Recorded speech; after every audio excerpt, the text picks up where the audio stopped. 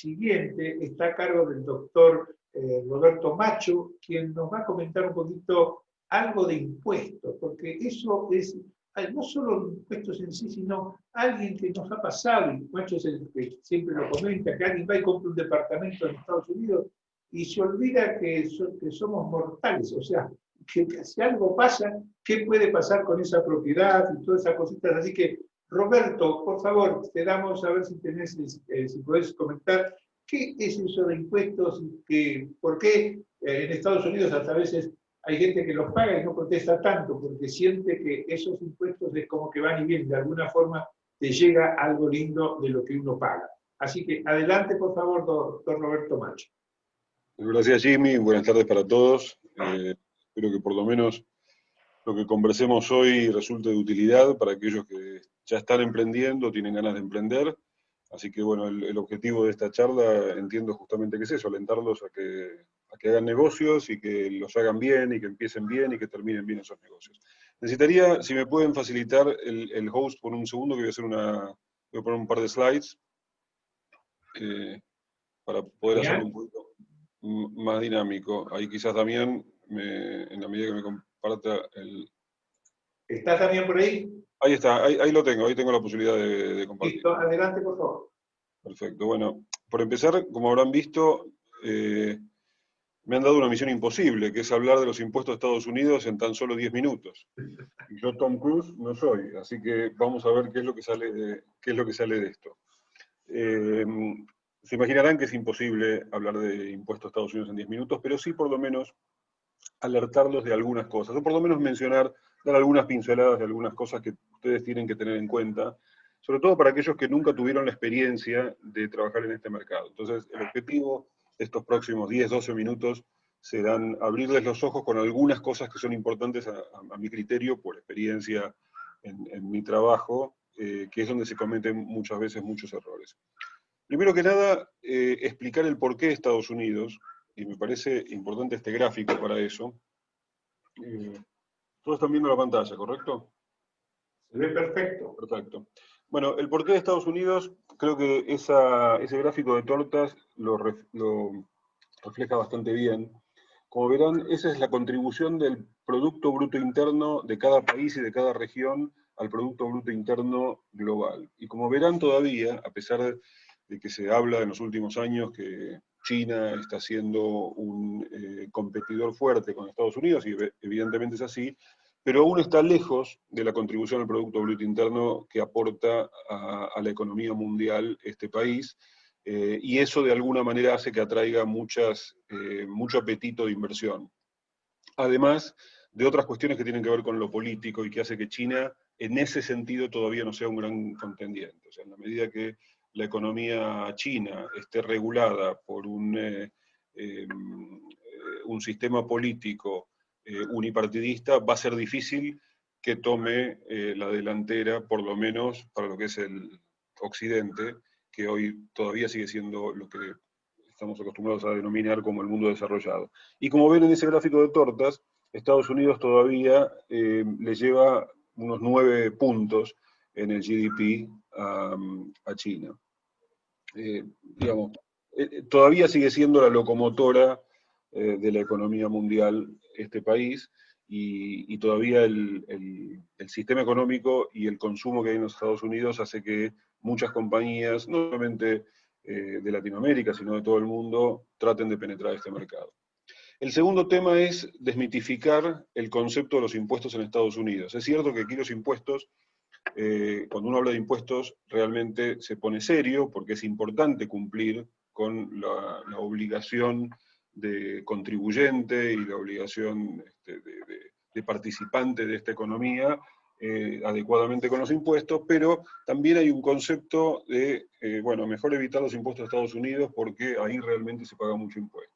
Quiero desmitificar esto con el siguiente slide, que es una comparación del porcentaje de la carga tributaria de Estados Unidos en relación al Producto Bruto Interno. ¿Qué quiere decir este gráfico? El Producto Bruto Interno, como ustedes saben, es la producción total de bienes y servicios de un país. Es decir, todo lo que produce ese país.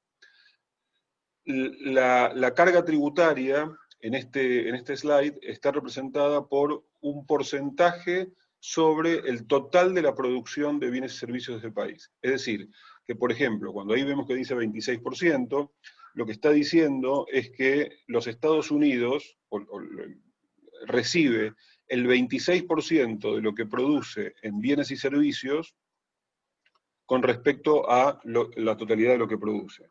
Mientras que si vamos al resto del mundo desarrollado, algunos de los países que están representados ahí, se dan cuenta que Canadá, la carga tributaria es del 32% de bienes y servicios, y así sigo recorriendo hasta llegar a Francia, que de la totalidad de productos y servicios que produce Francia, el 46% se lo llevan los impuestos. Es decir, con esto me atrevo a poder afirmar casi sin lugar a dudas que Estados Unidos sigue teniendo una de las menores cargas tributarias, y no la menor de lo que es el mundo desarrollado. ¿Sí? Obviamente hay países con menor carga tributaria de Estados Unidos, pero probablemente no califiquen dentro de lo que se denomina habitualmente el mundo desarrollado. Eso para desmitificar un poco la cuestión de los impuestos en Estados Unidos. Ahora, para no irme mucho en tiempo, algunas cosas que sí me interesa que por lo menos se lleven de esta breve charla. Lo primero es que aquí coexisten en principio, por lo menos dos sistemas tributarios. El sistema tributario federal, que es único para toda la nación y por lo tanto, no importa dónde uno viva, aplican el mismo sistema y los mismos impuestos, ya sea en California, en Nueva York, en Florida, en Texas, donde sea, es el sistema federal de impuestos. Pero a su vez, cada estado tiene potestad para regular su propio nivel de impuestos estadual. Y este es el gráfico que representa esto. Este gráfico representa la carga tributaria a nivel de individuos que tiene cada uno de los estados. Y esto es interesante porque, como ustedes verán, cuanto más oscuro es más alta la carga tributaria. Si ustedes revisan esto, se van a dar cuenta que California es uno de los más oscuros, y no sé si se llega a ver el porcentaje, pero ahí habla de 13.3%. Esto significa que por sobre la carga tributaria federal que tiene cualquier contribuyente dentro de los Estados Unidos, a su vez si uno opera o es residente de California, tiene un 13.3% adicional sobre el impuesto a la renta aquí.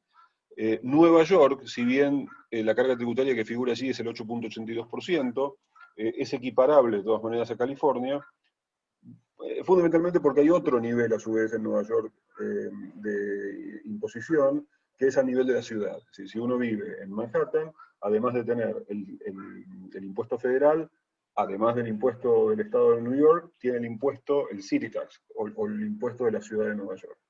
Es decir, que hay tres niveles de impuestos y entonces por eso son equiparables Nueva York y California. Pero como decía, los más claros son los que menos imposición tienen, y los que están en gris, estos 6 estados, a nivel de individuos, no a nivel de corporaciones, pero a nivel de individuos, son estados que no gravan la renta. Es decir, si alguien vive en Florida, en Texas, en Nevada, en Washington, son estados que no gravan la renta por encima del impuesto federal, que por supuesto le cabe a todos. Y esta es una de las razones por las cuales, además del clima, Florida es un lugar que recibe a mucha gente retirada, porque dado que no tiene ninguna obligación laboral que lo ate a ningún espacio físico o geográfico en particular, puede no solamente disfrutar del buen clima de Florida, sino también disfrutar de que no va a estar gravado por impuestos estaduales. La carga tributaria va a bajar. Esto es lo primero que me interesaba mencionarles a ustedes, porque a la hora de iniciar un emprendimiento, obviamente no es el único factor que uno tiene que considerar, porque hay determinados emprendimientos que están vinculados con determinadas zonas geográficas, ya sea por cuestiones climáticas, por densidad de población o lo que sea. Uno puede optar por, no sé, el noreste, que es, o mismo California. Pero si es uno de los factores a considerar, también uno puede considerar dónde localizar el negocio dentro de Estados Unidos para que la tributación sea todavía más benigna.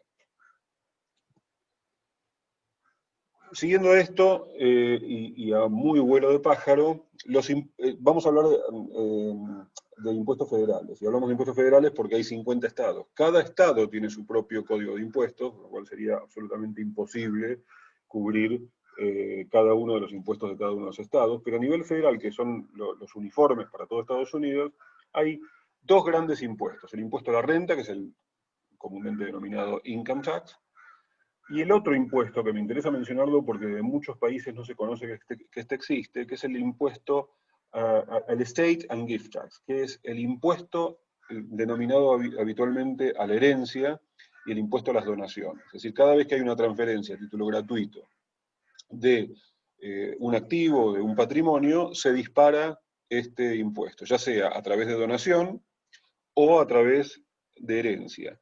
Y este no es un tema menor porque grava a un porcentaje relativamente alto de los activos transferidos. Estamos hablando de que si bien es una escala, muy rápidamente esa escala llega al 40% del valor corriente de los activos. Es decir, si alguien se compra un apartamento aquí en los Estados Unidos y tiene la mala idea de fallecer, lo que puede llegar a suceder es que el 40% del valor de ese inmueble se convierta en impuestos y que los herederos no puedan recibir ese activo hasta que no satisfagan ese impuesto. Es una gran complicación porque a veces hasta hay cuestiones de liquidez en todo eso. Recién mencionaba que se puede disparar por un departamento.